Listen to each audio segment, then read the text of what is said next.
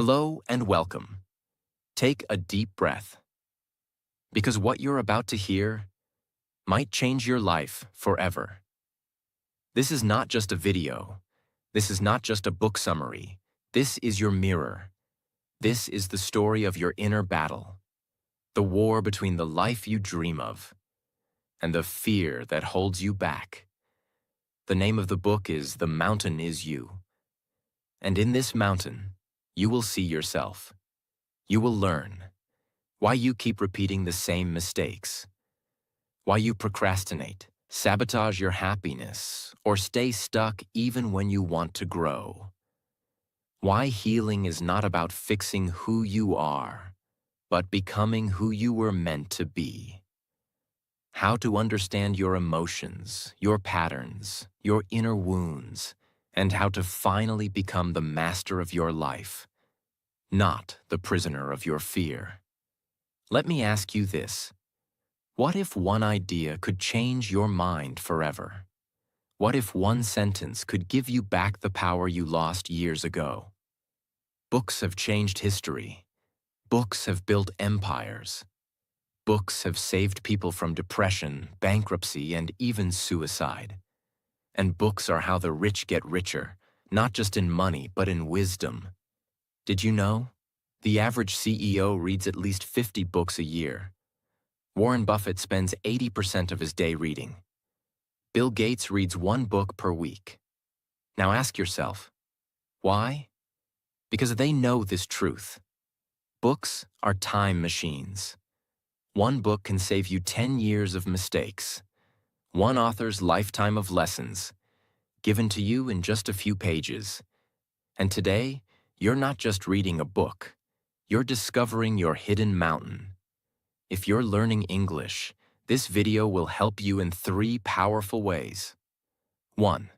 Real spoken English, natural words, emotional tone, and phrases used by native speakers. 2. Slow, clear explanation. Every sentence is crafted for easy understanding.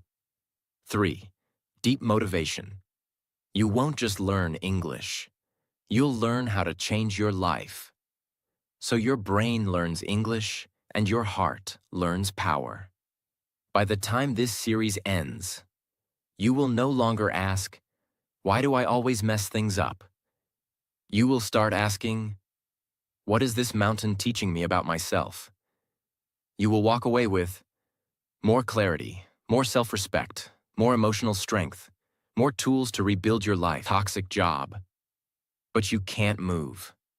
You want love, but you keep pushing it away. You think, maybe the problem is out there. But the book tells you, the mountain is not outside of you. The mountain is you. It means you are standing in your own way, your fear, your self-doubt, your guilt, your past, your trauma, your excuses, your habits. You built this mountain, and now you have to climb it. Let's say it again. Self-sabotage is not failure. It's communication. You sabotage because a part of you is scared. Scared to grow, scared to lose control, scared to be seen, scared to succeed. You get offered a promotion. You feel excited, then anxious. You start showing up late. You miss deadlines. You don't know why. But deep down, you think, what if I'm not good enough? That's self-sabotage. Not because you're lazy, but because you're protecting your old self. There's a war inside you. One part wants to grow. One part wants to stay safe. The second part is stronger, because it's been with you for years. Since childhood, since trauma, since pain. So when change comes, it panics, it whispers, stay where it's comfortable. Don't risk getting hurt again. Just do what we always do. Even if that habit is killing your happiness. You're not broken. You're not weak. You're just running an old survival program. And now, it's time to update it. Just like updating an app. You delete the bugs, improve the system, and relaunch. You can do the same with your mind. Let's go back to the mountain. Each step you take is a moment of growth. The step where you forgive yourself. The step where you stop blaming others. The step where you wake up and choose better, even when it's hard. The step where you finally say, I deserve more. I'm ready. Let's go. You don't need to climb it in one day. You just need to take the first step. The mountain is not your enemy. The mountain is your teacher. You created it. To learn how strong you are, you built it. So you could become the person who climbs it. You are not here to stay at the bottom. You are here to rise. And this book is your map. Chapter 2. There's no such thing as self-sabotage. Before we start, take a moment. Close your eyes. Think about the last time you messed up something in your life. Not by accident, but by your own hand. Something inside you knew it was important. But still, you ruined it. You skipped the job interview. You ignored the healthy habit. You pushed away the person who loved you. You stopped yourself from shining. Then you whispered, I don't know why I always do this. I sabotage myself. I'm the problem. But today, the book tells you something that can change everything. There's no such thing as self-sabotage. It doesn't exist in the way you think. What does that mean? Let's go deep. When you hear the word sabotage, what comes to mind? Blowing up your own chances? Destroying your own happiness? Getting in your own way? But the truth is, your brain doesn't want to hurt you.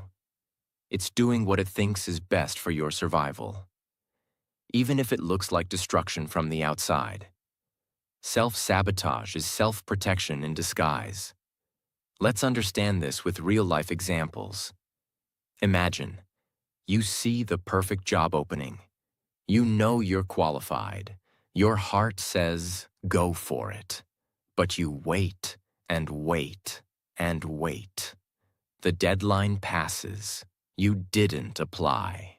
You call it self-sabotage. But let's break it down. Subconsciously, you might be thinking, what if I get the job and fail? What if I succeed and people expect more from me?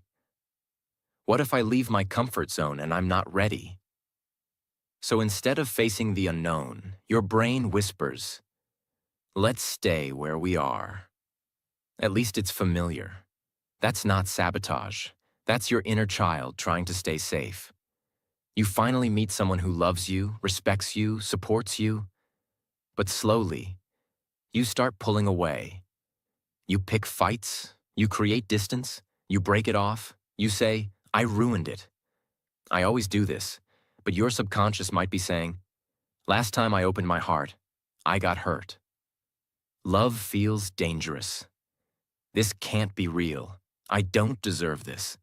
So your brain protects you. It builds walls, not to hurt you, but to avoid feeling pain again. This is the core idea of Chapter 2. Let's break it down. You are not one single voice inside. You are a mix of dreams, fears, habits, memories, pain, hope, old stories, new desires. And sometimes, these parts disagree. One part of you wants success. Another part of you is scared of what success will change. One part of you wants love. Another part of you is terrified of being abandoned again. This creates a conflict. It's not that you want to destroy your life. It's that one part of you is trying to protect the life you've already survived. Your subconscious doesn't care about growth. It only cares about familiarity. It asks one question: have we felt this before and survived it?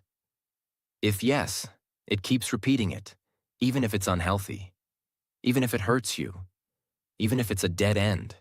That's why some people keep choosing bad partners, stay in toxic jobs, avoid taking risks, reject success, repeat old patterns, not because they want pain, but because pain feels more familiar than peace. Let's say you're trying to speak English in public. You know your grammar. You've practiced your lines.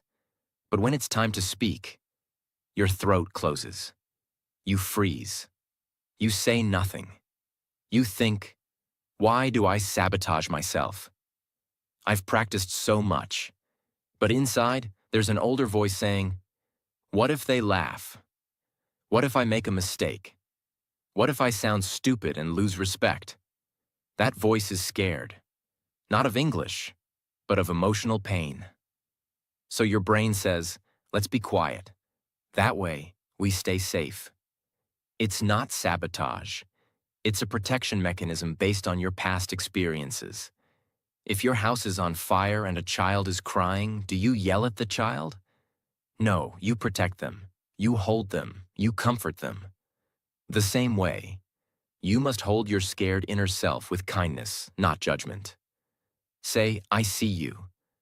I understand why you're scared. But we're not in danger anymore. We can do this together. Ask yourself, what do I want? And what am I afraid of losing if I get it? Clarity is the first step to freedom. Instead of ignoring fear, talk to it. Say, fear, what are you trying to protect me from? Write the answer. You'll be surprised how much your subconscious is trying to help you, even in the wrong way. Instead of saying, I'm sabotaging everything, say, I'm learning to understand myself. I'm discovering the part of me that needs healing. Self-sabotage ends when your inner world feels safe enough to grow. Create rituals of safety, meditation, self-talk, supportive friendships, journaling, coaching, or therapy, learning new skills like English, reading books like this. When you feel safe, you stop sabotaging and start thriving. You are not broken. You are not lazy. You are not your mistakes. You are a story in progress, a healing heart, a rising soul, a person climbing the mountain they once built out of fear. There is no such thing as self-sabotage, only parts of you that need to feel safe, seen, and supported. The moment you stop punishing yourself and start listening to yourself, that's when transformation begins. Chapter 3. Your triggers are the guides to your freedom. Let's start with a simple question. What is a trigger? A trigger is not just something that annoys you. It's something that hurts you. Even when it seems small, it's when something outside you, a word, a situation, a sound, a person, suddenly wakes up a deep emotion still hurt. What you haven't accepted. What you truly need. What still controls you. And where your power is still locked away. You're working hard. You're proud of your progress. But someone says one small thing. You could have done it better. Or, why did you do it like this? Boom. You feel crushed, ashamed, defensive, like you're not good enough.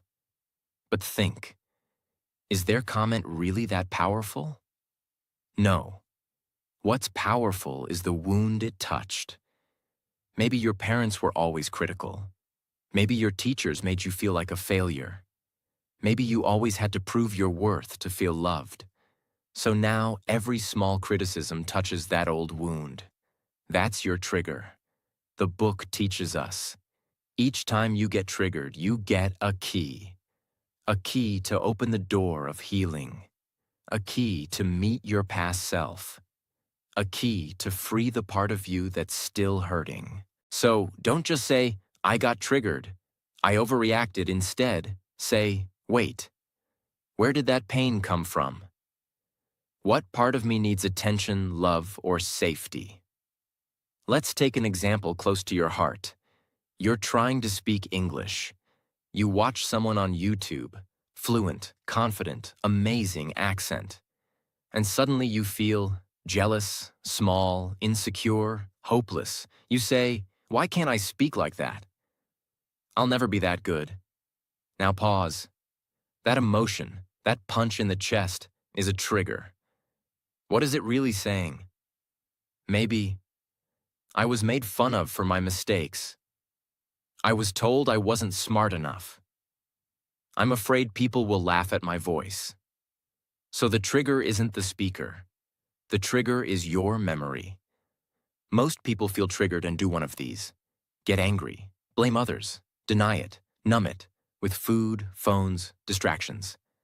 Avoid the situation forever, but if you want to grow, you must. Pause. Feel. Ask, listen, understand.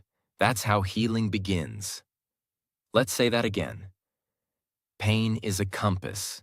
It points you to the exact place inside you that's asking to be healed. Triggers are like alarm bells. They ring when your heart is trying to say, please look here. Please don't ignore me again. This is where I need love. This is where you left yourself behind. Here's a simple but powerful exercise. Think of a recent time you got really upset, hurt, or angry.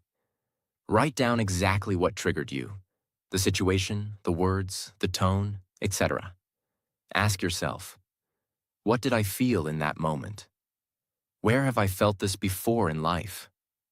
What belief does this trigger reveal? Example, I felt disrespected. I felt that way as a child when my opinions were ignored.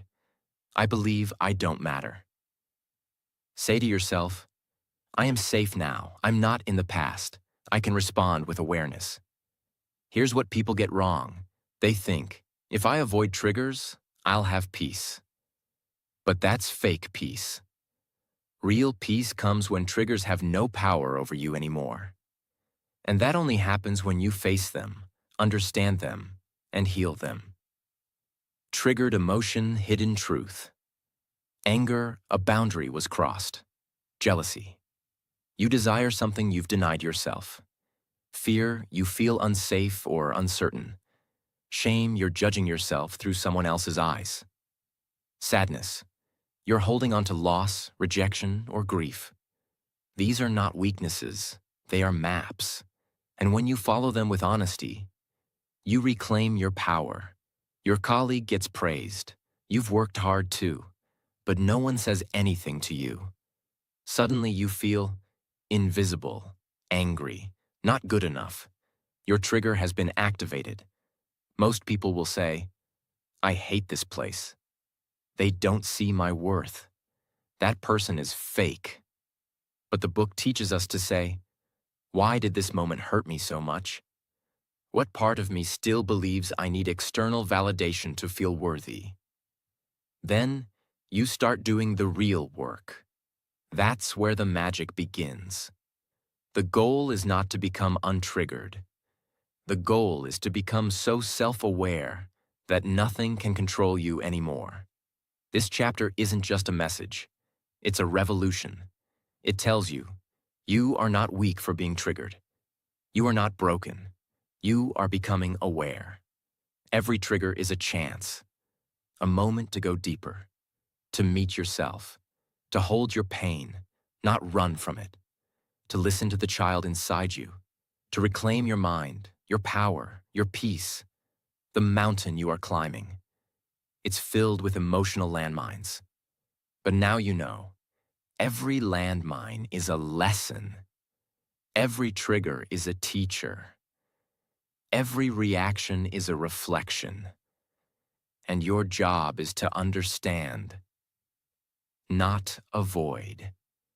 Because understanding creates freedom. Chapter 4. Building Emotional Intelligence. Ask yourself, what do I do when I feel overwhelmed? How do I react when someone disrespects me? Do I know how to handle difficult emotions, or do I just avoid them? If you've ever overreacted and later regretted it, felt confused about your feelings, struggled to explain why you're upset, said I'm fine when you were breaking inside, then this chapter is your breakthrough. Because today, you will learn a life-changing skill. Emotional intelligence. The ability to feel, understand, control, and direct your emotions with wisdom. In life, Your emotions make most of your decisions, not your logic. It's not your IQ that controls you in a moment of heartbreak, pressure, or conflict. It's your EQ, emotional quotient. Let me show you why.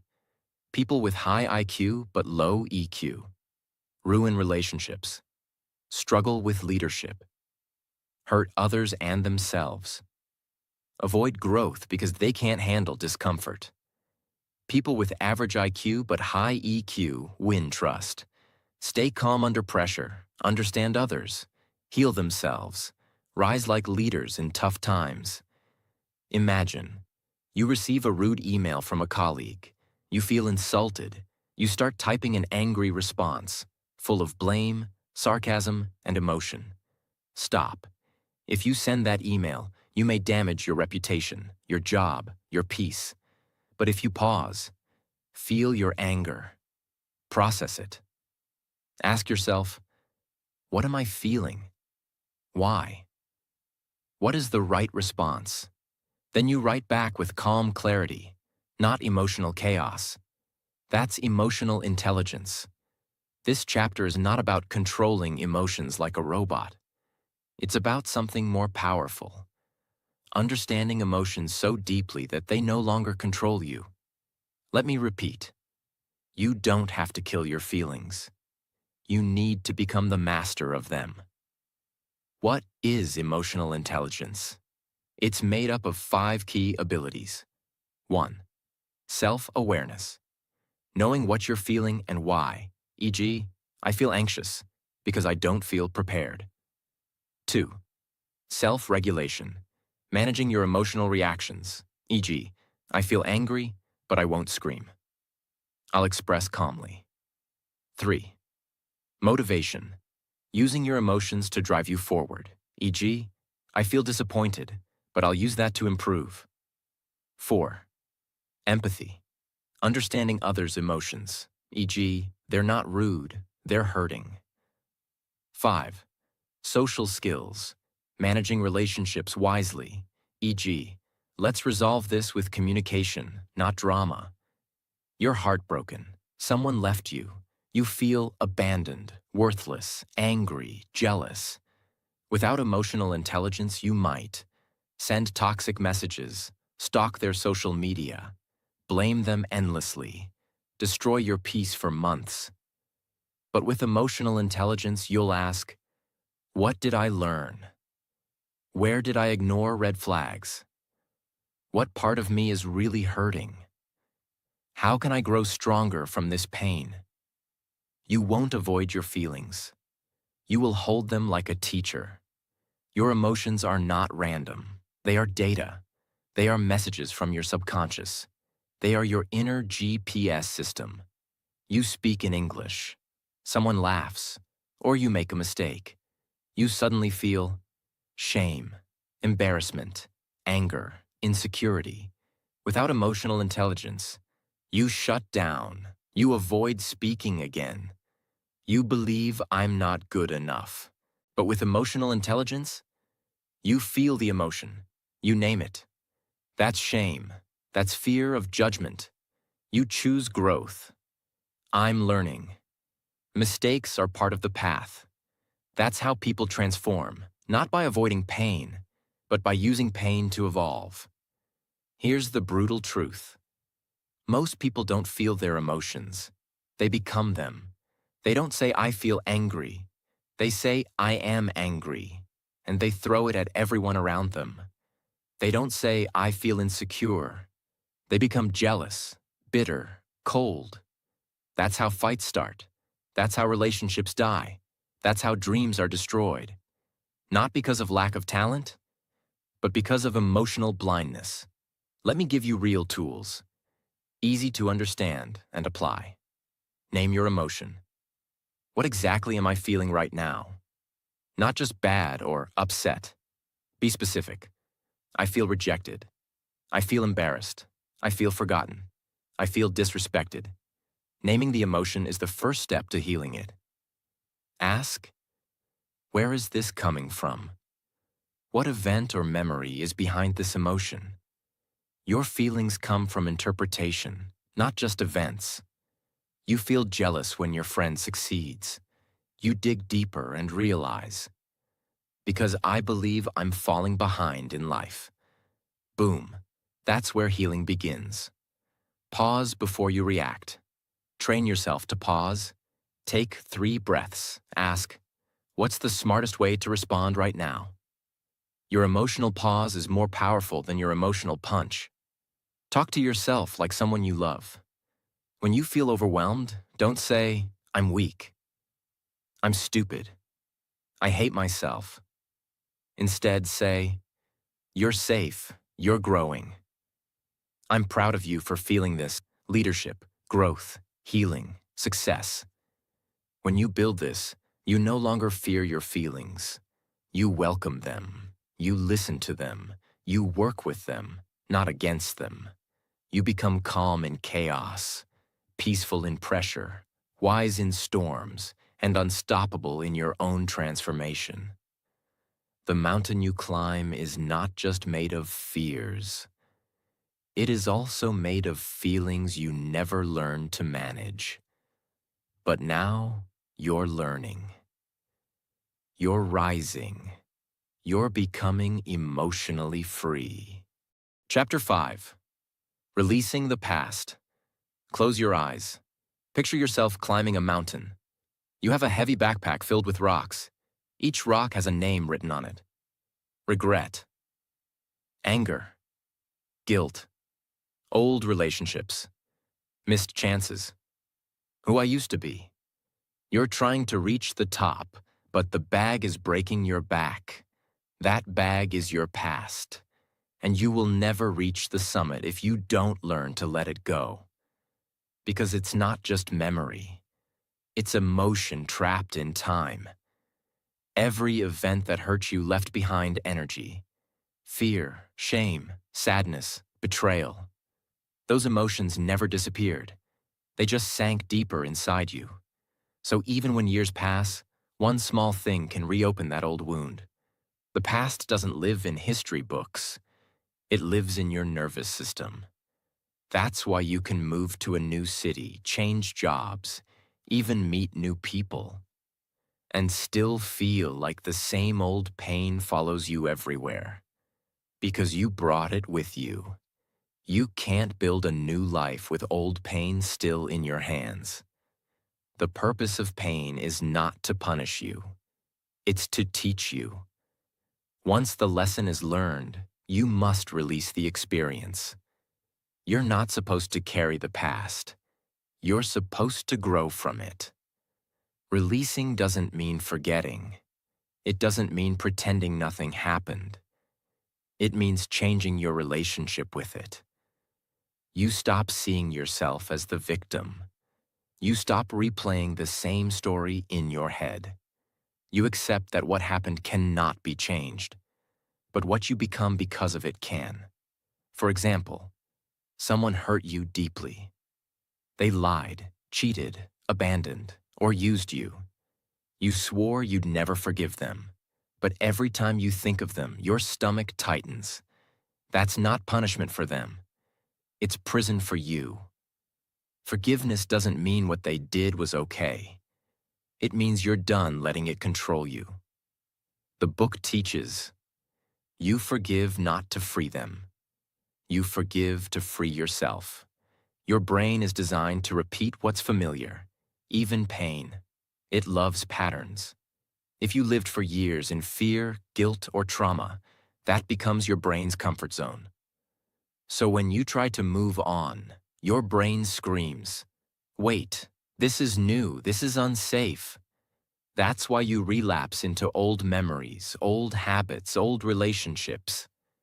Not because you're weak, but because your mind hasn't learned what safety without suffering feels like yet. Letting go is not losing. Letting go is learning how to hold yourself instead of holding what hurt you. How to release the past, real, practical, beginner-friendly. Face it without editing. Stop running. Sit down and write everything that still hurts. Be brutally honest. Write letters you'll never send. Name the pain. Because what you don't face, you repeat. Find the lesson hidden inside. Every painful memory has a hidden seed of wisdom. Ask, what did this teach me about myself? What strength did this pain reveal? How did this break shape my character? Maybe the breakup taught you boundaries. Maybe failure taught you humility. Maybe rejection taught you resilience. The pain wasn't random. It was a curriculum, released through ritual or action. You can't think your way out of emotional weight. You have to express it. Simple beginner-friendly ways. Write your old story on paper and burn it safely. Donate or throw away things that hold painful energy. Visit the place that haunts you, breathe, and walk away with peace. Say out loud, it's over. I am free now. Your subconscious believes what it sees you do. Create new meaning. The past hurts because it feels meaningless, like wasted suffering. Give it meaning. Tell yourself, that was my training. That pain built my empathy. That experience prepared me for something bigger. When you change the story, you change how your brain stores the memory. Return to the present. Every time you drift back to the past, anchor yourself in the present. Feel your heartbeat. Name 5 things around you. Breathe slowly. Say, I'm here. I'm safe. It's 2025, not 2015. The body remembers the trauma. You remind it of time. Imagine your heart as a glass of muddy water. You can't remove the dirt by shaking it. You remove it by adding clean water. New experiences, kindness, gratitude, purpose. Little by little, the mud settles. The water becomes clear again. That's what releasing the past feels like. Sometimes we cling to pain because it's the last connection to something we lost. You still replay old love songs because they remind you of someone. You're scared that if you stop feeling sad, you'll forget them. And forgetting feels like betrayal. But the truth is, you can keep the lesson without keeping the suffering. Love doesn't disappear when pain fades. It transforms into wisdom, gratitude, and peace. The past can disguise itself as comfort. You scroll through old photos, visit old places, listen to old songs. You call it memory. But sometimes it's emotional addiction, because the past gives you a false sense of control. You already know how it ends. The future doesn't. So we keep looking backward because it feels safe. But you can't walk forward while facing behind. Stop trying to return to who you were. You've outgrown that version, neuroscientists explain. Every time you recall a painful memory, your brain replays the chemical pattern. That's why it feels real again. But if you replay it while thinking differently, with acceptance instead of anger, you literally rewire your brain. You teach it that the event is no longer a threat. That's how emotional freedom happens on a biological level. Imagine standing at the base of your mountain. Behind you, a giant chain ties you to old memories. Now visualize cutting that chain. See your past versions smiling, waving goodbye. They're not angry. They're proud that you're continuing the climb. Say softly, "Thank you for getting me this far. But now I must go alone." And walk forward lighter. Something magical happens. You start laughing easier. You start sleeping deeper. Music sounds better. Food tastes richer. The world feels new again. Because you are new. You realize peace was never missing. It was just buried under memory. Listen carefully. You can't start a new life while clutching the ashes of the old one. You can't climb higher while dragging ghosts. And you can't become who you're meant to be while defending who you used to be. The past is not your home. It was your classroom. Say it with me. I honor my past, but I don't live there anymore. I forgive so I can be free. I release what I can't control. I am ready for the new chapter. When you finally release the past, you stop climbing the same mountain every day and start discovering new peaks you never knew existed. That's when the mountain transforms from your burden into your blessing. Chapter 6. Building a New Future. Take a breath. Feel the silence inside you. You've come so far. You've faced your pain. You've studied your triggers. You've stopped being at war with yourself. You've released the weight of your past. And now something terrifying and beautiful is happening. You are no longer who you used to be, but you're not yet who you're becoming. You're in the middle. And this is where creation begins. This chapter is not about healing anymore. It's about building. Let's go deep. When people release pain, they think the work is over. But that's not true. Once the pain is gone, it leaves empty space. And if you don't fill that space with purpose, values, and habits, your mind will go back to old pain because it has nothing else to hold on to. Freedom is not enough. You need a plan for your freedom. So now we ask, who do you want to become? What kind of life do you want to wake up to? What habits do you want to live by? What energy do you want to carry? This is the new mountain. The book teaches us. You can't build a new future with the same automatic programming that created your past. You need to live intentionally, on purpose, with awareness, with daily decisions that shape your future self. It doesn't mean moving cities. It doesn't mean changing your name. It means building new beliefs, creating daily systems, living with emotional discipline, making conscious choices, holding yourself to higher standards, and doing it one ordinary day at a time. There's a person who wants to change their life. They've let go of their past trauma. They're ready to rise. But their daily routine looks like this. Wake up late, check phone, skip breakfast, complain about job, scroll Instagram for hours, go to bed with anxiety. Now pause. Can this person become their best self like this? No, because healing without structure is just a feeling. The book reminds us, the future is not something you wait for. It's something you build with your habits. Even something as small as cleaning your desk every night trains your brain to believe, I am organized. I care about my energy. I finish things I start. My space is a reflection of my future. This is not about perfection. It's about consistency. Let's make it very clear. To build a new future, you need to master these 5 things. 1. Vision. You must know where you're going. I want to become a confident English speaker. I want to build a peaceful life.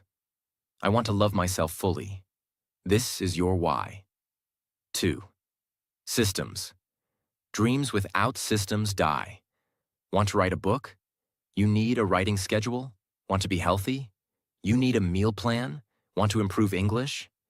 You need 30 minutes a day of practice. Your system protects your dream from dying in chaos. 3. Environment. Your environment shapes your mind. Remove toxic friends, negative voices, energy-draining habits. Add books, clean spaces, supportive people, nature, silence. 4th, identity. Don't just do different things. Become a different person. Stop saying, I'm trying to be healthy. Start saying, I'm the kind of person who moves every day. I'm the kind of person who learns every day. 5. Reinforcement. Celebrate every small win. Reward your effort. Track your progress. Notice your growth. What gets rewarded gets repeated. Let's say you've always been afraid of speaking English. but you've healed your fear. Now it's time to build a new future with English as your tool. How? You. Watch one English video a day, with subtitles. Speak to yourself in English in the mirror. Journal in English for 10 minutes daily. Surround yourself with English podcasts. Write goals in English. Celebrate every small improvement. Over time, your brain rewires. You stop saying, "I'm learning English." You start saying, "I'm an English speaker." That's not a goal. That's a new identity. The book reminds us, you become what you repeat. Every day, your choices are casting votes for the kind of person you are becoming. Vote for confidence. Vote for healing. Vote for growth. Vote for discipline. Vote for inner peace. How to build a new future. Let's break it down into a clear 6-step plan. Step 1. Write a new self-concept. Describe your future self. Not what you want to have, but who you want to be. Write in present tense. I am calm. I lead with love. I wake up early. I speak with clarity. I believe in my voice. I live with intention. Step 2. Design a future you day. How does your future self live one normal day? What time do they wake up? What do they eat? How do they speak? What do they say yes, no to? What do they read? How do they sleep? Now start living one small piece of that day. Every day. Step 3. Remove what doesn't align. If it's not part of the future you're building, let it go. This includes old routines, energy-draining people, wasted screen time, foods that make you tired, thoughts that weaken. It's waiting for you to begin. You've healed. You've let go. You've listened to your inner voice. Now it's time to build a life that fits your truth. Not the life your parents wanted. Not the life society forced. Not the life shaped by fear. But the life you would build if you weren't afraid of anything. If you believed in yourself fully. If you acted as your future self, starting today. Chapter 7. From self-sabotage to self-mastery. You wake up in a quiet room. No fear, no panic, no confusion. You feel a strange, peaceful strength inside you. You no longer second-guess everything you say. You no longer repeat the same painful habits. You no longer feel like your own worst enemy. You finally trust yourself. This is not a dream. This is what self-mastery feels like. This is who you were always meant to become. And today, this chapter will show you how to step into that version of you. Let's start with truth. Self-sabotage is when your emotions control you. Self-mastery is when you control your emotions. Self-sabotage is when your past decides your future. Self-mastery is when your vision creates your reality. Self-sabotage says, "I'm not ready.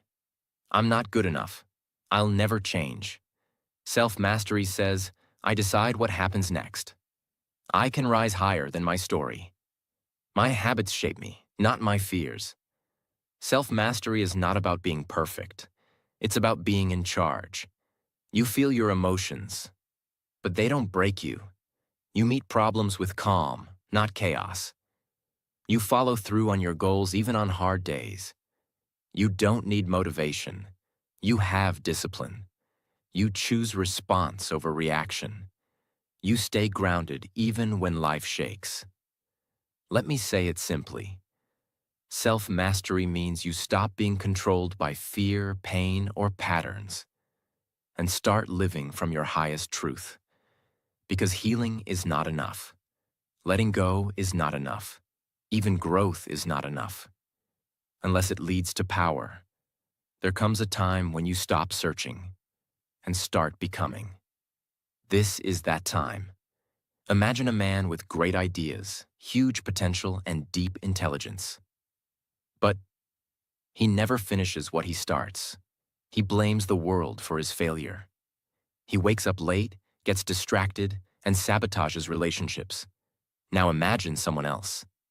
Average talent, but wakes up early, keeps promises to themselves, learns daily, regulates emotions, builds slowly.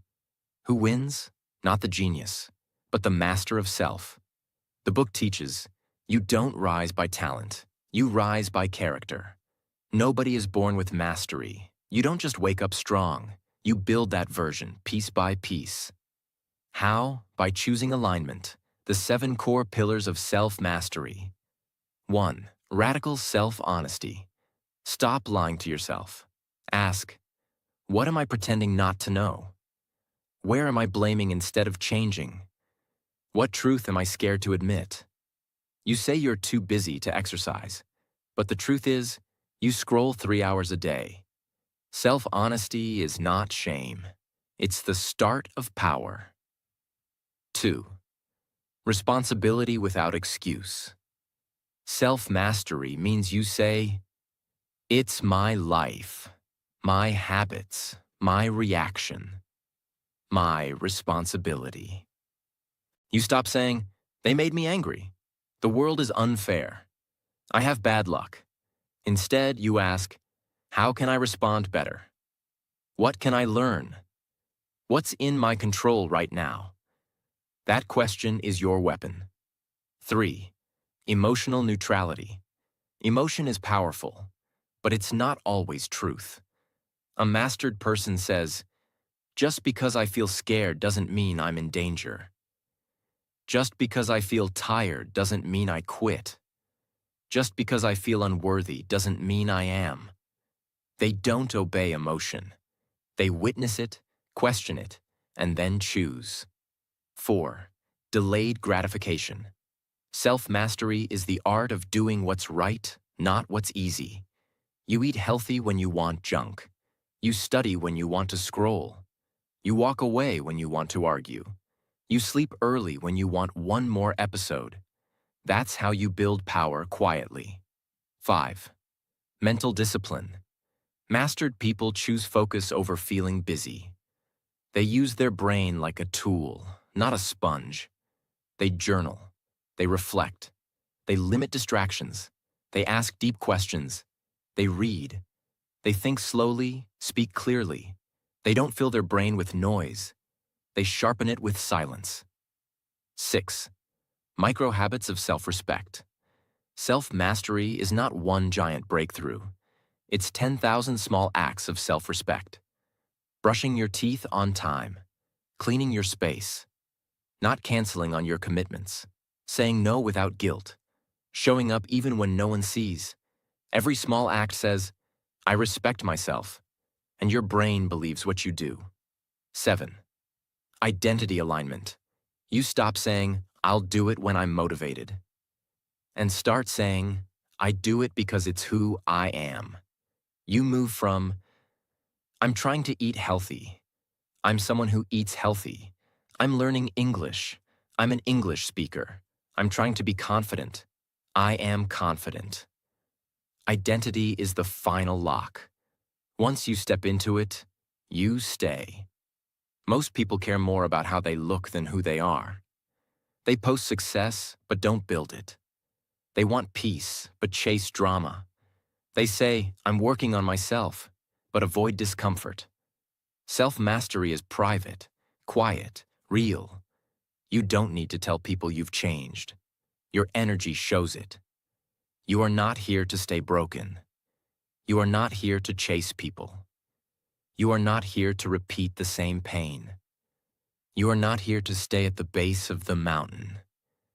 You are here to become the version of you who lives on the summit. The healed you, the brave you, the disciplined you, the focused, forgiving, fearless, free you. You've made it to the top of the mountain, to the final page. But this is not an ending. This is the first breath of the new version of you, the one who no longer bows to fear, the one who doesn't repeat the same old patterns, the one who doesn't let the past own the present, the one who says, This is my life, and I choose who I become. No one is coming to save you. No miracle is arriving at midnight. But you now have everything you need inside you. You have awareness. You have emotional power. You have direction. And you have a map. This book. Remember, you are not behind. You are not broken. You are not too late. You are becoming. The mountain didn't stop you. The past didn't break you. The fear didn't win. Because something inside you refused to give up. If this summary helped you, if it made you feel something you haven't felt in years, if it gave you hope, clarity, direction, or just a spark of inner peace, then please don't leave without doing one thing. Subscribe to this channel, because this is just the beginning. We are building a place of deep healing, real transformation, and powerful English learning. Your next breakthrough could be in the very next video. So click subscribe and keep climbing. Not because you're broken, but because you know how powerful you can be.